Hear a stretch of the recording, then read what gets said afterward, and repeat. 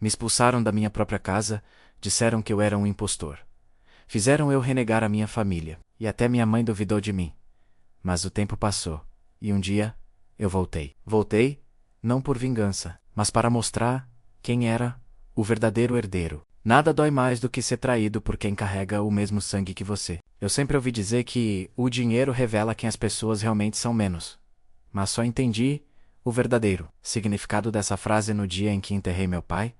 Aquele domingo deveria ter sido o último adeus. Um momento de silêncio e respeito. Mas o que aconteceu foi uma guerra travada em sussurros, olhares e mentiras. Enquanto o caixão descia a terra, eu sentia o mundo afundar junto. Minha mãe, Dona Helena, chorava baixinho, e meu tio Rogério, o irmão mais novo do meu pai, fingia a consola, com a mesma falsidade de quem se prepara para dar o golpe final. 2 dias depois, fomos chamados à sala de estar da casa da família. O advogado do meu pai, um homem de terno escuro e rosto cansado, abriu a pasta com um testamento. Eu estava sentado ao lado da minha mãe, tentando manter a calma. Mas o ar estava pesado, como se todos já soubessem o que estava prestes a acontecer. Menos eu. O senhor José Henrique deixou uma herança considerável, incluindo propriedades rurais, ações e investimentos. Menos começou o advogado. Antes que ele pudesse continuar, Rogério o interrompeu. Acho que seria prudente esclarecer uma dúvida antes da leitura. Menos, disse ele, erguendo um envelope amarelado. Que dúvida? Que dúvida? Perguntei, sem entender. A dúvida sobre quem você realmente é, João. Aquela frase caiu como um trovão. Meu coração disparou. Rogério abriu o envelope e espalhou alguns papéis sobre a mesa. Estes são registros hospitalares e um exame de DNA feito há mais de 30 anos. Segundo esses documentos, você não é filho legítimo do meu irmão. Logo, não tem direito a nada do que foi construído por ele. A sala mergulhou num silêncio de morte. O som do relógio na parede parecia zombar de mim. Minha mãe levou a mão à boca. As lágrimas começaram a escorrer. Isso é mentira! Ela gritou. Meu filho é do José.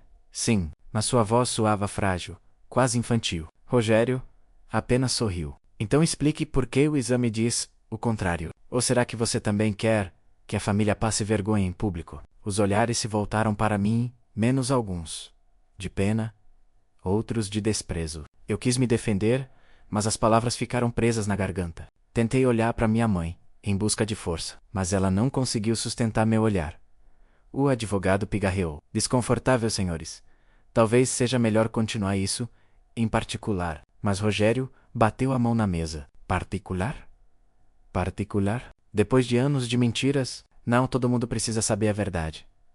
Foi então que meu primo Eduardo, o mesmo que cresceu comigo como um irmão, disse em voz baixa, mas audível. No fundo, eu sempre soube. Essas 4 palavras me cortaram mais fundo do que qualquer faca. Levantei-me devagar, as pernas tremendo. Olhei ao redor e disse: se o que vocês querem é me tirar da família, tudo bem, mas lembrem-se disso. O sangue pode mentir, mas o caráter, não. Antes de sair, olhei para minha mãe. Ela chorava, imóvel, esmagada entre a culpa e o medo. Filho, é melhor você ir menos, murmurou. Aquelas palavras me despedaçaram. Mãe, é melhor você ir. Elas ecoaram na minha mente como uma sentença. Saí com apenas uma mala, o relógio do meu pai no pulso e uma mistura de vergonha e raiva queimando dentro do peito. Na calçada, senti o vento frio bater no rosto e o gosto salgado das lágrimas. Olhei para o portão da casa onde nasci, agora fechado para mim menos, e jurei. Um dia, essa porta vai se abrir de novo, e quando isso acontecer, todos vocês vão saber quem é o verdadeiro herdeiro. Não do dinheiro, mas do nome. Caminhei até uma pensão simples no centro da cidade. A dona perguntou: veio de onde, moço? Respondi com um meio sorriso cansado. De um lugar que eu achava que era meu lar, naquela noite. Sozinho em um quarto com cheiro de mofo e saudade. Eu fiz a primeira promessa da minha nova vida. Eles me fizeram renegar minha família, mas um dia vão se ajoelhar diante da verdade que tentaram esconder. E foi assim, entre lágrimas e juramentos, que o herdeiro renegado nasceu. Os primeiros dias longe de casa foram um borrão de raiva e silêncio. Acordava cedo ou procurava emprego, voltava tarde, com os bolsos vazios e o peito cheio de perguntas. A cidade grande parecia me engolir. Cada rosto desconhecido era um lembrete cruel de que eu não pertencia mais a lugar nenhum. Aluguei um quarto simples nos fundos de uma pensão. As paredes descascadas e o cheiro de umidade me lembravam que eu tinha descido todos os degraus possíveis. No espelho quebrado, vi um homem que eu mal reconhecia, olhar cansado, barba por fazer e uma dor que parecia não ter fim durante as semanas. Vivi no modo automático, trabalhando de bico, lavando pratos, descarregando caminhões. As mãos calejadas eram o preço da minha sobrevivência. Mas o que realmente doía era o vazio deixado pela traição da minha mãe. Ela não mentiu por mal, eu sei. Pensei muitas vezes, mas o silêncio dela me matou mais do que as palavras do meu tio. Numa tarde chuvosa, depois de um turno pesado, entrei num café pequeno para me abrigar da tempestade. Sentei no canto, tentando me aquecer com um café barato, quando ouvi uma voz familiar. João Henrique, é você? Meu filho? Levantei os olhos. Era Dona Lúcia, amiga de infância do meu pai. Os olhos dela se encheram de lágrimas. Eu sabia que te encontraria um dia. Seu pai me pediu isso.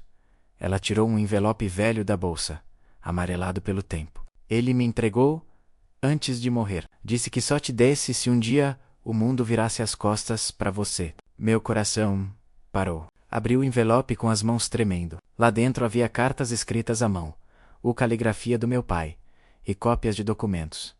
Registros de propriedade, certidões, recibos antigos. As cartas diziam: filho, se um dia duvidarem de quem você é, use isto. A verdade pode dormir, mas nunca more. As lágrimas caíram sem controle. Durante anos, eu busquei um sinal de que meu pai acreditava em mim menos.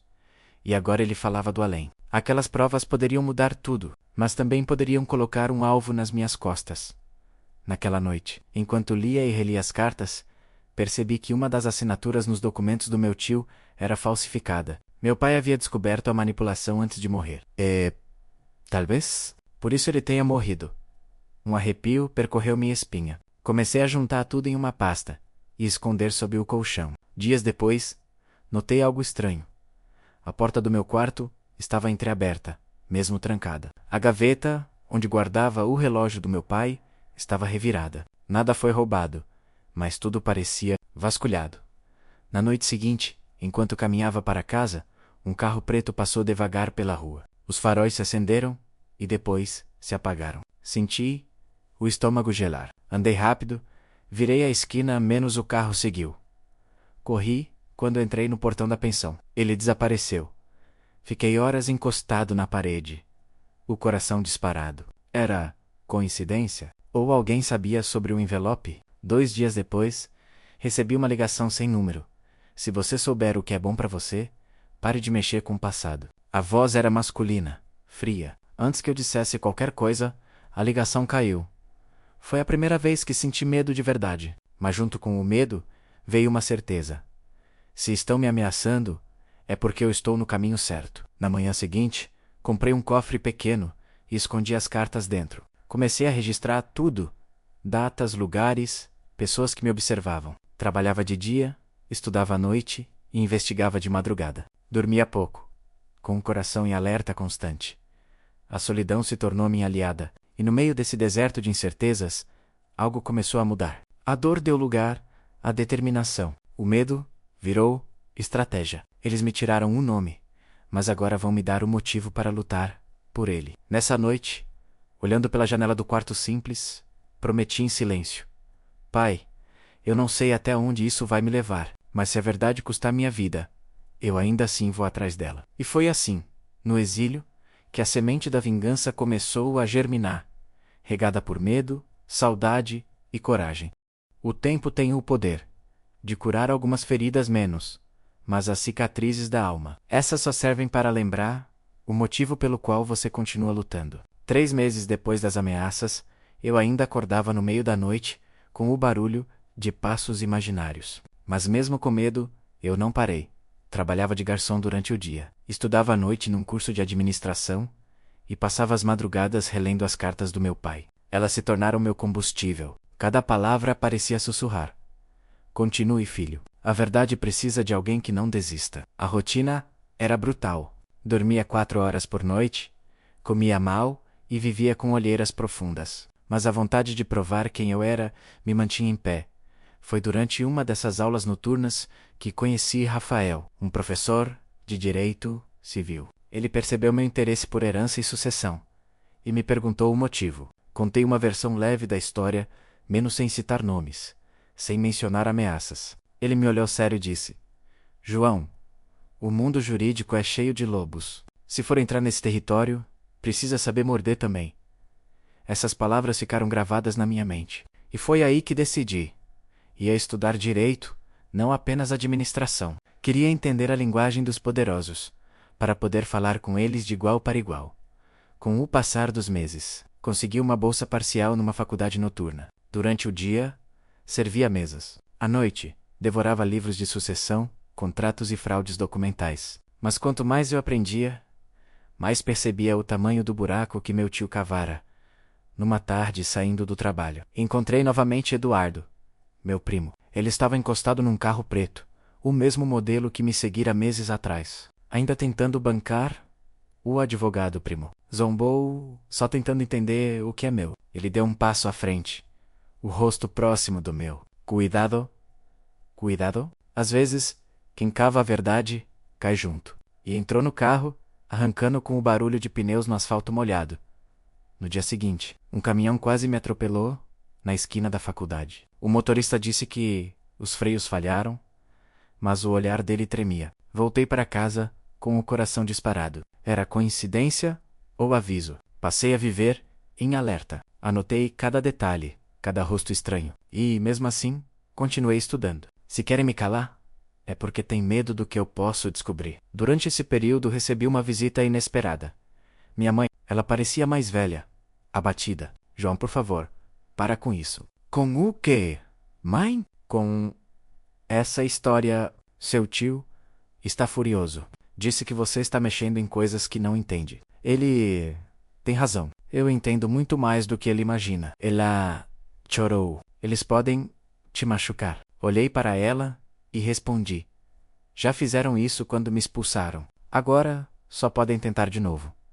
Depois que ela foi embora, senti um peso estranho no peito. Não de culpa menos, mas de pressentimento. No fundo eu sabia. Ela estava sendo usada como mensageira de uma ameaça maior. Nos meses seguintes, terminei o curso, formei-me e consegui um estágio num escritório pequeno de advocacia. Lá, aprendi como abrir uma empresa, registrar documentos e, mais importante, como esconder o nome de um verdadeiro dono. Com a ajuda de um colega, criei uma consultoria sob nome fictício. Era o primeiro passo do meu plano. Agora, eu tinha conhecimento, disfarce e paciência. E no fundo eu sentia que o tempo da espera estava acabando. Numa noite de chuva, sentei diante da mesa do meu quarto simples, abri o cofre e espalhei sobre a mesa as cartas do meu pai. Toquei a assinatura dele e murmurei: Pai, eles me ameaçaram. Tentaram me destruir, até me matar. Mas ainda estou aqui. E quando eu voltar, não será para pedir. Será para provar. E, enquanto o trovão ecoava lá fora, comecei a escrever as primeiras linhas do meu plano. Restituir o nome. Desmascarar os falsos. Tomar de volta o que é meu. Naquela madrugada, entre o medo e a coragem, nasceu o advogado. E o vingador. 5 anos se passaram desde o dia em que fui expulso da casa onde nasci. Nesse tempo, aprendi muito mais sobre leis, contratos e mentiras do que qualquer universidade poderia ensinar. Mas nada me preparou para o que eu estava prestes a descobrir. Trabalhava agora como consultor jurídico, em uma empresa pequena, discreta, que prestava serviços de auditoria patrimonial. Era o lugar perfeito para investigar, sem levantar suspeitas. No papel, eu era apenas mais um funcionário. Na prática, eu rastreava cada empresa ligada ao nome do meu tio Rogério. Foi assim que encontrei a primeira pista. Uma sociedade aberta, 3 meses após a morte do meu pai. O nome do sócio principal era o mesmo de um antigo caseiro da fazenda. Mas os depósitos, as transferências e os valores, tudo apontava para o meu tio. Ele usou laranjas para esconder o dinheiro do testamento. A raiva subiu no peito, mas eu sabia que não podia agir por impulso. Guardei cada documento, cada comprovante, cada assinatura falsificada. O plano agora era claro: desmontar o império que ele construiu sobre a mentira. Uma noite, voltei para casa e percebi algo estranho. A fechadura do meu apartamento estava arranhada. Entrei com cuidado. Nada parecia fora do lugar, menos até eu abrir a gaveta do cofre. O envelope do meu pai estava lá, mas as cartas tinham sido mexidas. A última página estava manchada, como se alguém tivesse tentado arrancá-la. Peguei o celular e liguei para o único amigo em quem confiava, Rafael, o professor que me ajudara anos atrás. João, você está brincando com fogo. Se há fraude, há dinheiro. E onde há dinheiro há gente disposta a matar, tentará. Mas agora é tarde para voltar. Na semana seguinte, fui até o cartório onde meu pai costumava registrar os contratos. Um funcionário antigo, depois de muita insistência, me entregou uma cópia de um documento que me fez gelar. Meu pai havia tentado mudar o testamento poucos dias antes de morrer. A alteração deixava claro que eu era o herdeiro direto e único. Mas esse documento nunca chegou a ser validado oficialmente. Seu pai veio aqui, no dia 12, menos disse o funcionário. Parecia nervoso. Falou que estava sendo pressionado. Depois, nunca mais voltou, pressionado. Essa palavra ficou martelando na minha cabeça. E se a morte dele não tivesse sido natural? Naquela noite, enquanto revia as datas, percebi algo terrível. A assinatura da certidão de óbito do meu pai era do mesmo médico que tratava do meu tio há anos. Tudo começava a se encaixar, e o medo voltava a me rondar. 2 dias depois, recebi um envelope sob a porta do meu apartamento. Dentro, havia uma única folha, uma foto minha, tirada na rua, de costas, e uma frase escrita à mão.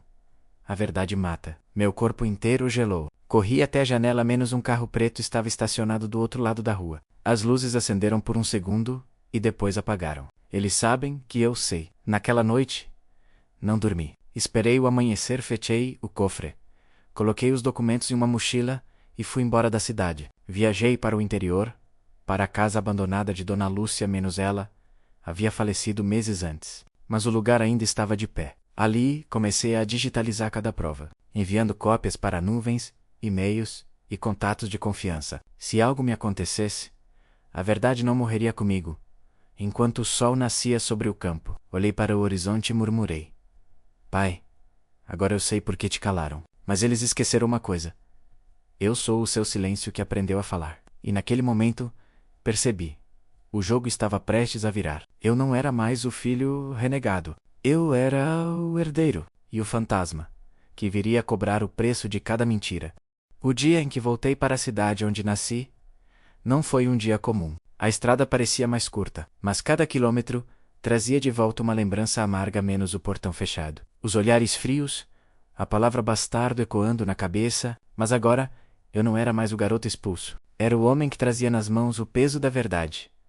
Cheguei cedo ao fórum, com a pasta de documentos dentro da mochila. A audiência de reconhecimento da herança havia sido marcada. Na porta, vi minha mãe pela primeira vez em anos. Ela me olhou com um misto de culpa e esperança. João, murmurou. Eu rezei para esse dia chegar. A abracei, mesmo sem saber se ela merecia. Mãe, hoje não é sobre o que eu perdi, é sobre o que o pai deixou para mim, menos e que tentaram roubar. Entramos na sala de audiência. O ar parecia pesado, como se a verdade tivesse cheiro. O juiz ajeitou os óculos, olhou para todos e anunciou: Estamos aqui para julgar a validade do testamento de José Henrique da Silva e as acusações de falsificação de documentos apresentadas por João Henrique. Do outro lado da mesa estavam Rogério e Eduardo, menos meu tio e meu primo. Ambos eternocaram, mas com o olhar inquieto. Rogério sorriu com desprezo. Isso é uma palhaçada. Esse rapaz está delirando, querendo fama e dinheiro. O advogado dele levantou, seguro, e apresentou uma pasta. Meritíssimo. Todos os documentos já foram validados há anos. O juiz o interrompeu. E mesmo assim, há indícios de falsificação. Olhou para mim: Senhor João Henrique, o senhor trouxe provas novas? Abri a mochila e espalhei sobre a mesa os papéis digitalizados, as cartas do meu pai e os extratos bancários das empresas fantasmas. Meritíssimo. Esses são os registros de transferência feitos pelo meu tio, usando o nome de um funcionário já falecido. Mostrei a assinatura falsa, sobreposta por análise pericial. A sala ficou em silêncio. O advogado do meu tio gaguejou: Isso não prova nada. O juiz respondeu seco: Prova sim. E há mais. O documento que o senhor José Henrique tentou registrar dias antes da morte dele foi recuperado. Ergueu o papel e leu em voz alta: declaro meu filho João Henrique como o único herdeiro e responsável por todos os bens da família. O som daquelas palavras atravessou o ar como uma sentença divina. Eduardo empalideceu. Rogério apertou os punhos. Isso é fraude! Grito. Olhei diretamente para ele. Fraude é o que o senhor fez com o nome do meu pai. Nesse momento, um repórter entrou na sala, menos alguém havia vazado o caso. As câmeras começaram a piscar, e o rosto do meu tio tremia de raiva. Ele se levantou e gritou: "Você destruiu essa família!" Respondi com calma: "Não, tio, eu só tirei a máscara dela." O juiz bateu o martelo. O tribunal reconhece João Henrique como herdeiro legítimo e ordena a investigação de fraude documental e desvio de patrimônio. Som do martelo ecoou como um trovão. Minha mãe chorava em silêncio. Meu primo abaixou a cabeça. Rogério apenas me lançou um olhar cheio de ódio mas, pela primeira vez, havia medo misturado nele. Saí do fórum sob os flashes das câmeras e o burburinho dos jornalistas. O sol estava forte e o vento parecia mais leve. Na calçada, minha mãe se aproximou. "Filho, me perdoa." Olhei para ela e, pela primeira vez em muito tempo, sorri de verdade. "Eu te perdoo, mãe. Mas agora preciso cuidar do que sobrou do pai." Enquanto ela chorava nos meus braços. Olhei para o prédio do fórum e pensei: a verdade não venceu sozinha. Ela precisou de alguém disposto a sangrar por ela. E naquele instante, percebi: o retorno não era sobre recuperar o que perdi, mas sobre devolver dignidade ao nome que tentaram apagar. Nos dias seguintes ao julgamento, o silêncio tomou o lugar das vozes que antes me acusavam. A notícia se espalhou rápido. Filho renegado desmascara fraude milionária e recupera a herança. De repente, o nome João Henrique não era mais sinônimo de vergonha. Menos era de coragem. Enequante. Isso o império do meu tio começou a ruir. As empresas fantasmas foram fechadas, as contas bloqueadas e os bens congelados, por ordem judicial. Eduardo, meu primo, tentou fugir para o exterior, mas acabou sendo detido no aeroporto. Rogério, acuado, foi obrigado a depor, e pela primeira vez, perdeu o controle do próprio discurso. A arrogância deu lugar ao desespero. Mas o que mais me surpreendeu foi perceber que eu não sentia prazer algum em vê-los cair. A vitória que eu sonhei durante anos não era doce. Era amarga menos, tinha gosto de cansaço e de ausência. Minha mãe, agora livre do medo, começou a visitar-me com frequência. Um dia, enquanto tomávamos café na varanda da antiga casa, ela me perguntou: "Você está feliz, filho?" Olhei para o horizonte e respondi: "Mãe, eu estou em paz. E paz vale mais do que qualquer vitória."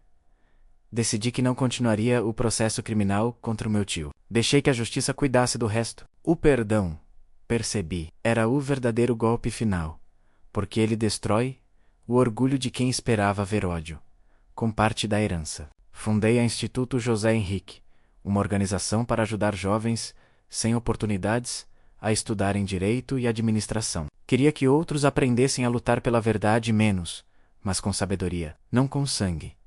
Os jornais me procuraram para entrevistas. Um repórter perguntou: "João, o que o senhor diria para quem te fez tanto mal?" Sorri e respondi: "Que a mentira tem pernas curtas, mas o arrependimento, esse, costuma chegar de joelhos." Naquela noite, sozinho no escritório, folheei as últimas cartas do meu pai. Uma delas dizia: "Se um dia a verdade te fizer chorar, deixa, são lágrimas de limpeza." Fechei os olhos e deixei que algumas lágrimas caíssem.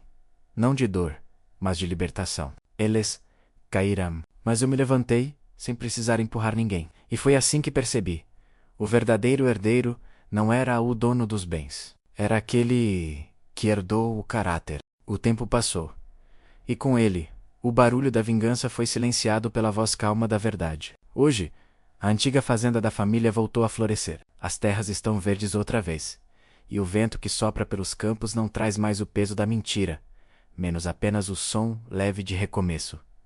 Caminho por entre as árvores que plantei nos últimos meses. Cada uma delas carrega o nome de alguém que perdeu a fé em si mesmo, como eu perdi um dia. Plantar é minha forma de lembrar que tudo o que nasce da dor pode um dia dar frutos de paz.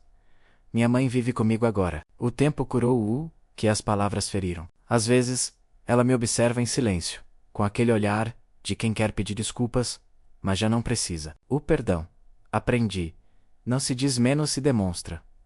Um dia, ao organizar os arquivos da fundação, encontrei a última carta do meu pai, escondida no fundo da pasta antiga. O papel estava amarelado, a tinta quase apagada, mas as palavras pareciam ter sido escritas ontem.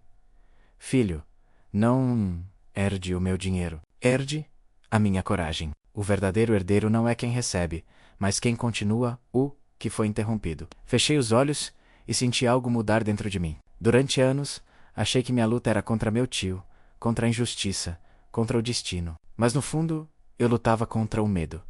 O medo de nunca ser suficiente. O medo de carregar um nome que não me aceitava.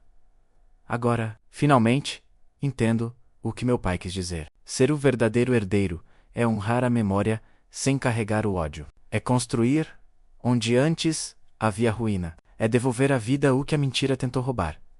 Naquela tarde, levei flores ao túmulo do meu pai. O sol se punha atrás das colinas, tingindo o céu de laranja e ouro. Coloquei as flores sobre a lápide e murmurei: Pai, o seu nome está limpo. E o meu também. A justiça que o Senhor esperou veio pelas minhas mãos. Fiquei ali por alguns minutos, sentindo o vento brincar com as folhas secas. E pela primeira vez, desde aquele dia terrível, senti que tudo estava no lugar certo. Quando saí do cemitério, olhei para o horizonte e sorri. Eles me fizeram renegar minha família. Mas eu voltei para mostrar que o verdadeiro herdeiro não é o dono dos bens, é o guardião da verdade. E assim terminou minha história. Não como vingança, mas como renascimento. Porque às vezes vencer é apenas continuar de pé, com o coração limpo.